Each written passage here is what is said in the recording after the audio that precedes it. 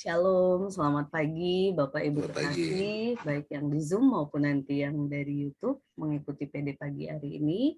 Kita bersyukur kita masih bisa merasakan nafas kehidupan, bertemu dengan orang yang kita kasihi walaupun mungkin masih tidur, tapi kita bersyukur mereka masih ada di kanan kiri. Itu semua karena cinta kasih Tuhan yang memberikan kita kesempatan untuk melihat mereka di pagi yang baik ini.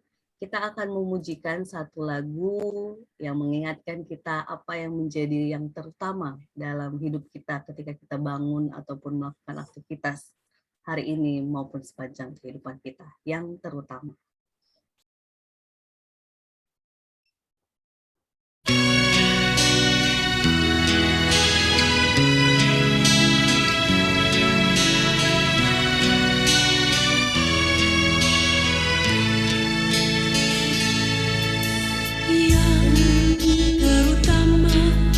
Dalam hidup ini meninggikan nama Yesus, yang terutama di dalam hidup ini memuliakan namanya.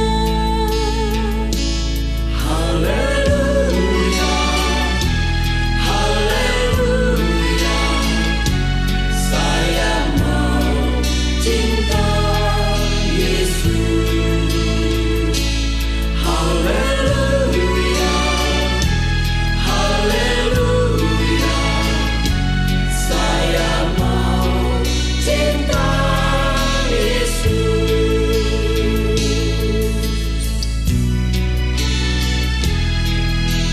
Yang terutama di dalam hidup ini meninggikan nama Yesus, yang terutama di dalam hidup ini memuliakan namanya. Haleluya, haleluya, saya mau cinta Yesus. Haleluya, haleluya, saya mau cinta Yesus.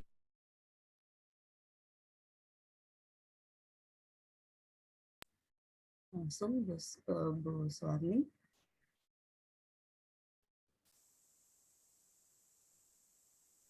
Ya, mari kita bersatu di dalam doa.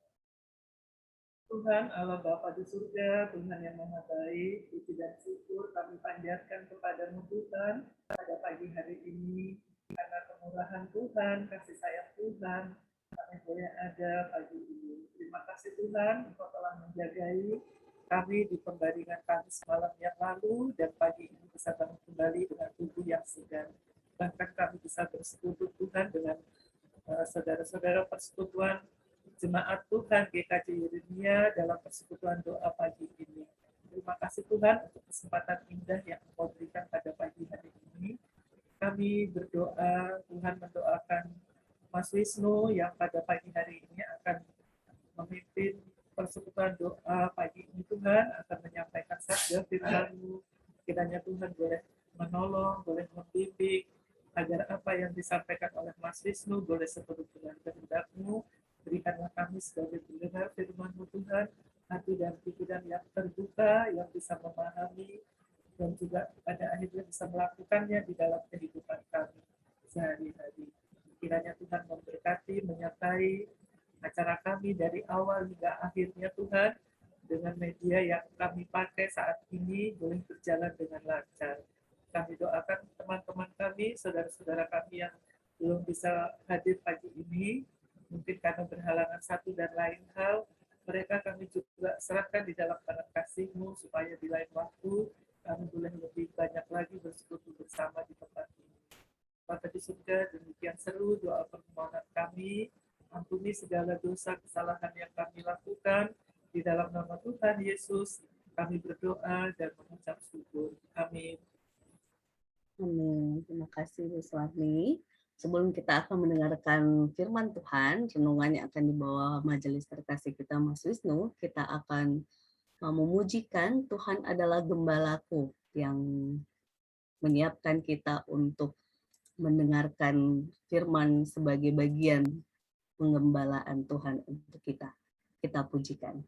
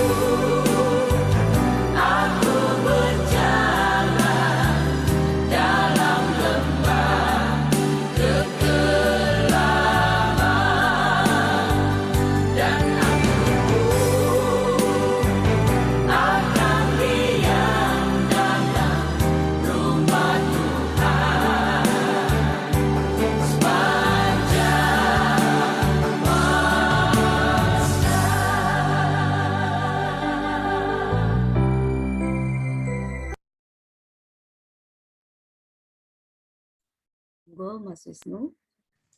Selamat pagi ibu-ibu terkasih, ibu-ibu semua teman saya yang sendiri, bapak-bapak ya. Sebelum kita memulai renungan kita, dipersiapkan dulu bacaan kita pada pagi hari ini dari Matius 7 ayat 1 sampai 5 dan 12. Matius 7 ayat 1 sampai 5 dan 12. Sudah? Ya. Sebelum kita mulai membaca, kita berdoa dulu terlebih dahulu. Allah Bapa yang baik, Allah Bapa yang bertata dalam kerajaan surga, terima kasih Bapa karena Engkau telah membangunkan tidur kami yang lelap di malam hari tadi. Engkau bangunkan kami semua dengan badan yang sehat, segar, tanpa kurang salah apapun juga ya Bapa, untuk kami dapat mempersiapkan diri kami untuk sedikit belajar tentang firman-Mu. Kiranya Engkau mau berkati pertemuan ini hingga menjadi sebuah kebangunan jiwa dari kami untuk dapat kami melaksanakan firman-Mu. Dan kiranya Engkau juga mau memberkati hamba-Mu yang akan menyampaikan, ya Bapa, hingga apa yang dikeluarkan dari mulutnya bukan merupakan buah pikirnya, namun semua adalah kasih dan berita daripada-Mu, ya Bapa. Terima kasih Bapa, kami telah berdoa dan mengucap syukur. Amin. Bapak Ibu, nggak ada Bapak ya, saya ya. Saya mengambil judul buat renungan kita pagi ini, belajar menghargai. Kita baca, saya yang baca deh, karena cuma sedikit juga. Dari Matius 7 ayat 1-5 dan 12. Jangan kamu menghakimi, supaya kamu tidak dihakimi. Karena dengan penghakiman yang kamu pakai untuk menghakimi, kamu akan dihakimi dan ukuran yang kamu pakai untuk mengukur akan diukurkan kepadamu. Mengapakah engkau melihat selumbar di mata saudaramu, sedangkan balok di dalam matamu tidak engkau ketahui? Bagaimanakah engkau dapat berkata kepada saudaramu, biarlah aku mengeluarkan selumbar itu dari matamu, padahal ada balok di dalam matamu. Hai orang munafik, keluarkanlah dahulu balok dari matamu, maka engkau akan melihat dengan jelas untuk mengeluarkan selumbar itu dari matamu, dari mata saudaramu. Ayat 12, segala sesuatu yang kamu kehendaki supaya orang perbuat kepadamu, perbuatlah demikian juga kepada mereka. Itulah isi seluruh hukum Taurat dan kitab para nabi. Ya, selamat pagi Ibu-Ibu. Ketika saya mau bikin renungan ini, saya berpikir bahwa nggak ada satupun orang di dunia ini yang lepas dari masalah. Itu jelas. Semua orang pasti punya masalah, mau besar, mau kecil, pasti mereka punya masalah. Dan kadang-kadang kita diperhadapkan pada masalah kita yang mungkin bagi orang lain, basi ya masalahnya, masalahnya standar lah gitu. Tapi dia mungkin juga belum mengetahui bagaimana kita bergumul, kita berjuang untuk menyelesaikan masalah kita sendiri. Dan kadang-kadang, contohnya saya pernah lah berpikir bahwa masalah saya itu berat, hingga saya itu, sekarang bahasa yang terkenal itu namanya overthinking. Kelebihan berpikir, kebanyakan berpikir, atau mungkin berpikirnya itu kebanyakan. Jadi seharusnya dari titik A ke titik B cuma 5 langkah, tapi kita harus berpikir muter dulu, ini harus begini, sampai akhirnya sampai 10-15 langkah. Dan kadang-kadang, ya itu tadi yang seperti saya bilang, bahwa kita tuh suka merasa bahwa masalah saya itu adalah masalah yang paling berat. Orang lain nggak akan mampu jadi saya. Karena cuma saya yang bisa menanggung beban ini, cuma saya yang bisa menyelesaikan masalah ini. Atau kadang-kadang kita malah berpikir bahwa masalah orang lain bukan masalah saya, tapi masalah saya mungkin masalah orang lain. Itu mungkin. Nah, sikap yang seperti ini sering banget gitu ya Bapak Ibu-Ibu, menutup mata kita, bahkan menumpulkan pikiran sehat kita, dan bahkan yang sering terjadi kita suka hilang simpati, empati ke orang lain. Karena semua terganti dengan pemikiran bahwa masalahmu nggak sebanding dengan masalah saya. Nah ini saya mikir kok punya masalah jadi sombong gitu Bapak Ibu ya. Masalahmu nggak sebanding sama masalah saya, sombong masalah. Sebenarnya dengan hidup sendirian, cukup nggak sih kita punya kekuatan untuk menghadapi berbagai masalah? Itu kadang-kadang sering kepikiran sama saya juga. Bahkan pernah ada anekdot gitu ya. Kalau nggak mau punya masalah, hidup sendiri tinggal aja di hutan. Tapi kalau di hutan pun masih banyak masalah, ketemu macan, nggak bisa makan, nggak bisa ke mall. Ya, tapi itu masalah, dan masalah orang pasti akan selalu punya selama dia masih hidup. Tapi kalau untuk sementara waktu, untuk waktu yang sebentar, mungkin kita bisa berkontemplasi ya dengan masalah kita sendirian gitu. Walaupun kayaknya nggak akan bisa cukup lama, karena Tuhan kan menciptakan kita bukan untuk menjadi manusia yang individualis. Tuhan menciptakan kita sebagai makhluk sosial yang harus saling terhubung, saling menguatkan, saling terintegrasi supaya kita dapat semua berjalan ke arah yang lebih baik. Dan nggak bisa kita hindarkan juga pemikiran bahwa kalau kita sedang mengalami masalah berat, kita selalu berusaha untuk tetap terlihat tegar, berusaha untuk tetap terlihat kuat, walaupun sebenarnya itu cuma di dalam hati kita gitu ya. Kalau ketemu orang, Mas Wisnu gimana kabar? Oh baik gitu. Walaupun sebenarnya belum tentu baik di dalam hati kita gitu. Jalan petentang-petenteng, senyum-senyum, padahal pas sampai rumah nih, masuk kamar, tutup pintu, muka tutup bantal, teriak gitu.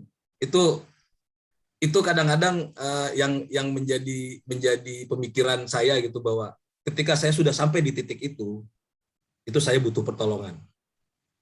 Kemarin pernah ibu-ibu, ini cuma cerita ini aja ya, cerita apa namanya, flashback. Baban tahu lah, dan beberapa ibu majelis hadis juga tahu. Di medio 2020 sampai 2021 saya tuh kurus. Berat badan saya menurun. Satu, karena saya sedang diet untuk menjaga gula saya yang pernah lompat tinggi. Kedua, saya stres Bapak Ibu. Karena pandemi, kita kerja di rumah sakit, dan dari pertengahan 2020 sampai 2021 itu kurang lebih sekitar 15 orang teman saya dipanggil. Dan jaraknya juga nggak terlalu jauh. Terus gimana saya nggak kepikiran gitu kan? Pulang ke rumah kadang-kadang, kalau kebetulan saya bekerja di humas gitu, kadang-kadang suruh dipanggil ke ruang COVID untuk menghitung bor gitu, untuk informasi ke wartawan. Nah kalau habis dari ruang humas, habis dari ruang COVID, saya kasih tahu istri saya telepon, kamu di rumah mamah dulu deh, 24 jam, nggak ketemu saya dulu. Dan itu berulang sampai akhirnya saya kepikiran, waduh kalau saya kena mati gimana ini, saya di rumah sendiri, istri lagi di sana, sampai busuk saya nggak akan ketahuan orang. Itu overthinking namanya. Kebanyakan berpikir hingga akhirnya itu menggerogoti fisik. Saya kurus. Itu sampai ya ibu-ibu yang majelis di sini pasti pernah lihat badan saya kecil lah gitu. Dan itu membuat saya jadi agak sedikit sombong, bahwa ketika ada orang yang saya takut COVID karena gini-gini. Itu sempat kepikiran di saya tuh beberapa waktu itu, bahwa maaf ya kalau bahasa saya agak kasar ya, lu nggak ngerti apa-apa gitu. Gue yang ngerti di kantor gue tuh kayak apa gitu. Di ruang rawat tuh seperti apa. Saya yang tahu. Kalian nggak ada yang tahu. Jangan sok tahu gitu. Kan jadi kesombongan berpikir gitu kan. Sampai akhirnya saya sempat adu debat sama istri saya dan memutuskan bahwa iya saya butuh pertolongan. Ya itulah sampai akhirnya saya udah nggak bisa lagi tuh menghargai orang. Sempatlah ada dalam posisi seperti itu. Siapa yang bisa nolong? Dia aja belum tentu bisa nolong dirinya sendiri, sok-sok mau nolong saya. Tapi sering berjalannya waktu, saya sempat dikuatkan juga dengan teman-teman, akhirnya saya memutuskan, dan itu setelah berpikir panjang lah, memutuskan untuk ketemu psikiater. Di kantor, kebetulan banyak dokter jiwa tuh, dan ada yang dokter jiwanya ada yang masih muda gitu, jadi manggil saya masih bingung, antara Pak, Mas, atau Cuy gitu, karena masih muda banget gitu. Sampai akhirnya ngobrol, dan akhirnya ketika hampir 2 jam saya ngobrol itu, terus dia bilang, Mas, ini kita nggak usah dicas ya. Wah, saya baru ingat bahwa saya baru saja membiarkan diri saya untuk terobati. Saya membiarkan diri saya untuk disembuhkan. Mungkin tidak dengan yang firman Tuhan ya, tapi secara psikologis saya mulai berangsur-angsur membaik, dan akhirnya berat badan saya udah hampir 70 lagi sekarang. Baju yang kemarin saya beli pas kurus sudah nggak muat lagi sekarang. Tapi ya itu tadi ibu-ibu, ketika kita tidak bisa menghargai orang lain, dan akhirnya ketika kita mau untuk menghargai orang lain dan menerima pertolongan, disitulah diuji budi baik kita, itu benar-benar diuji.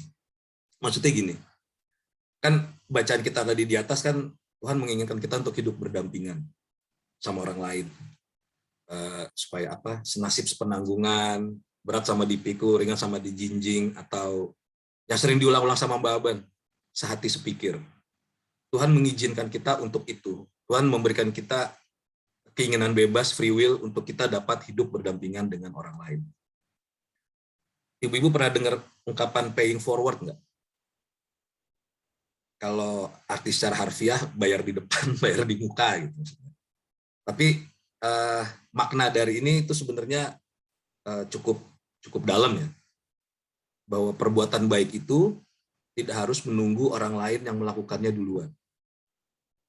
Kalau kita bisa, kita mampu, ya kita duluan aja yang berbuat baik orang lain, tanpa ada maksud apapun, tanpa ada niatan apapun, karena itu sama dengan menghargai orang lain. Karena ketika kita bisa menghargai orang lain, apapun itu ya, maksudnya nggak cuma sekedar perbuatan, tapi perkataan juga kita bisa menghargai, itu sama aja dengan kita sudah menghargai diri kita sendiri. Terus apa hubungannya sama masalah kita yang tadi di atas? Apa hubungannya masalah kita sama menghargai? Nah, ibu-ibu, seperti pengalaman saya yang cuman sekelumit tadi, saya merasa bahwa kalau kita benar-benar butuh bantuan orang lain dan butuh pertolongan dari orang lain, itu kita harus benar-benar bisa melupakan rasa gengsi, bahwa sayalah yang paling besar gitu. Orang lain gak ada yang bisa seperti saya. Ini merupakan saran saya yang paling baik untuk orang lain. Itu yang kadang-kadang menjadi penghambat, menjadi penghalang, atau bahkan mungkin menjadi penutup pintu berkat. Apalagi bantuan. Apapun alasannya, harga diri kita itu yang terkadang membuat kita untuk gak bisa menghargai orang lain. Sehingga baik secara langsung ataupun nggak langsung, itu bisa membuat orang-orang yang ada di sekitar kita juga tidak menghargai dan menghormati kita. Kita ngomong cuma, oh ya gitu, kayak WA cuman dibaca kayak koran tapi nggak dibales gitu. Itu sama dengan penghargaan orang lain ke kita kalau kita tidak menghargai orang lain. Tapi kata-kata hargai orang lain itu berat juga loh, ibu-ibu. Tapi di balik itu ada satu makna positif, tergantung dari mana kita ngelihat. Kita ngelihatnya dari gelas setengah kosong, apa kita ngelihat dari gelas setengah penuh. Kalau kita merasa bahwa menghargai orang lain itu berat, kesana-sananya juga udah pasti berat. Tapi kalau kita bisa menghargai orang lain, tadi saya bilang tanpa ada tendensi apapun, itu bisa menimbulkan rasa bangga dan percaya diri juga buat orang yang kita ajak bicara, orang yang kita ajak diskusi, dan itu juga bisa memberikan semangat juga buat orang ini untuk menjadi hidup lebih baik lah. Karena kita jangan sampai membuat keberadaan kita itu menjadi menjadi momok buat orang lain. Ketika kita datang, orang lain malah, aduh Wisnu datang lagi deh. Ngomong apa lagi nih orang. Itu amat sangat nggak enak, ibu-ibu, itu nggak enak. Dan saya pernah ada di posisi itu, dan saya akhirnya minta maaf ketika akhirnya saya udah mulai sembuh. Saya di kantor tuh minta maaf, karena di kantor aja ada, ya mohon maaf gitu ya, bukannya saya ini, ada OB datang yang biasa ya bercandanya gitu tuh selama hampir berapa bulan tuh, setiap dia datang tuh saya ngeliatnya tuh kayak, aduh ini orang nggak bisa maju nih kayaknya. Sampai pernah sampai jatuh ke titik itu gitu. Dan dia malah yang, Mas ini minumnya gitu, ininya. Kok makin saya nggak tegur orang ini malah makin baik ke saya gitu. Dan ketika akhirnya saya sembuh, saya minta maaf itu, saya benar-benar minta maaf. Terus dia malah nanya, minta maaf kenapa ya Pak? itu benar-benar jelek gitu, buat saya itu jelek banget, bahwa jangan sampai saya tidak menghargai orang lain, jangan sampai saya tidak menghargai keberadaan orang lain. Karena saya nggak bisa hidup tanpa orang lain. Itu pola pikir itu yang saya tanam terus ke kepala saya. Dan proses belajar kita pada pagi hari ini itu memang dengarannya gampang. Belajar menghargai orang lain. Namun prakteknya itu susahnya bukan main. Karena tadi ada di Matius 7 ayat 5 kalau nggak salah, tadi jelas dikatakan kan, hai orang munafik, keluarkan dulu balok dari matamu, maka engkau akan melihat dengan jelas untuk mengeluarkan selumbar itu dari mata saudaramu. Itu sebuah pembelajaran yang baik juga bagi kita ya Bu-Ibu, bahwa sebelum kita menilai orang lain, nilai dulu diri kita sendiri. Apakah kita pantas untuk melakukan ini? Apakah kita orang yang pas untuk melakukan ini? Sehingga ketika kita hendak bicara ke orang lain, hendak berdiskusi dengan orang lain, kita ada dalam satu level yang sama.